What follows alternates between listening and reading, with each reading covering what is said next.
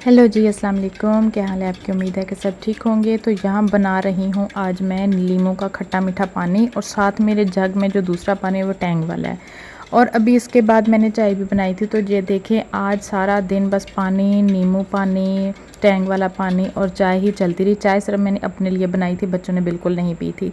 ये अभी हमारी शॉप में कुछ ग्राहक आए थे, तो उनके लिए हम ये पानी बना के भेज रही हूँ मैं। बस जी सारा दिन इतनी गर्मी हो गई है ना, इतनी गर्मी, और 1 या 2 दिन के बाद ईद भी आ जानी है। तो मैं आज बस जी सारा दिन काम काम काम। और ये मेरे ख़्याल में जो पहली ईद आ रही है कि इस बार मैंने अपनी कोई भी तैयारी नहीं की, इतनी गर्मी हो गई है।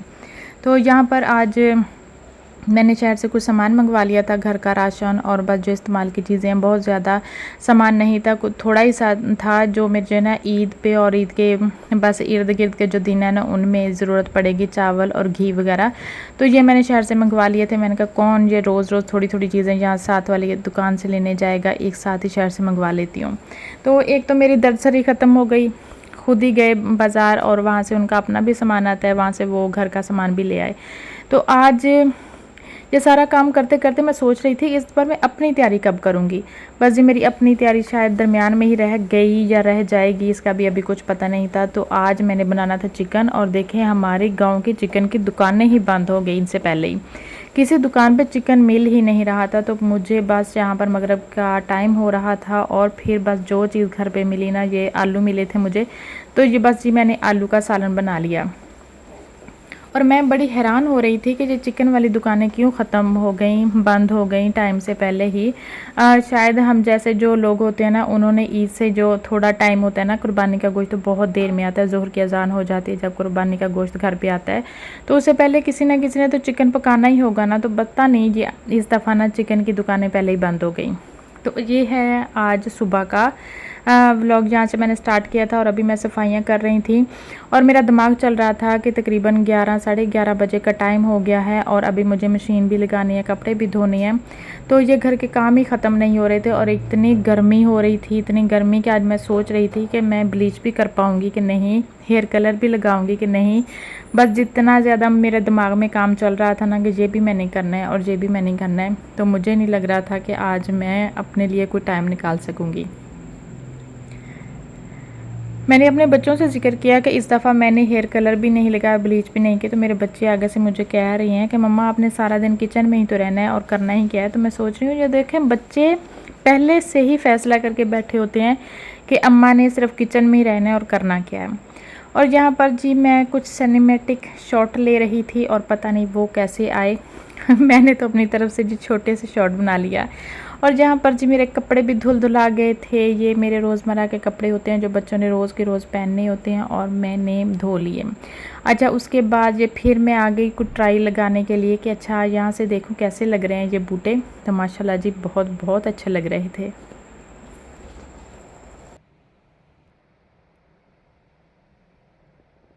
बस जी हम गांव में रहते हैं ना, तो यहाँ पर पार्लर हैं तो सही, लेकिन ना मैं कभी गई नहीं पार्लर में। घर पे ही ब्लीच कर लेती हूँ, घर पे ही कलर कर लेती हूँ बालों को।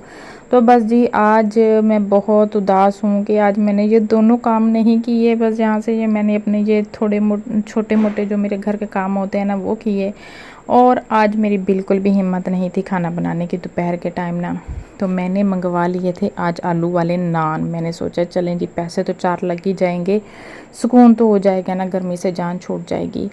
बस जी गर्मी तो गर्मी है, बिल्कुल इंतहा की गर्मी है। तो यहाँ पर मैंने मंगा लिए थे नान, इतने गर्म थे कि मेरी उंगलियां भी जल रही थी।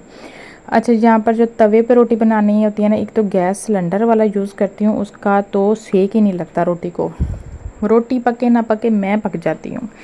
यहाँ पर जी अभी हम रख रहे थे नान। उसके बाद जी हमने नान खाए और थोड़ी देर मैंने आराम किया। बस जी आगे फिर सारा दिन चल सो चल, पर इसमें से एक टाइम भी मेरे लिए अपना नहीं था। इसके बाद मैं चली गई थी सिस्टर के यहाँ। मैंने कई दफ़ा बताया ना कि उसका मकान बन रहा है, तो बस जी उसकी थोड़ी बहुत ही ना थोड़ी सी चीज़ें सेट करनी थी, जो मैं एक दिन पहले भी थोड़ा सा करवा के आई थी। और अपने घर का भी करना होता है काम, बस उसके साथ भी थोड़ी सी हेल्प करवा दी।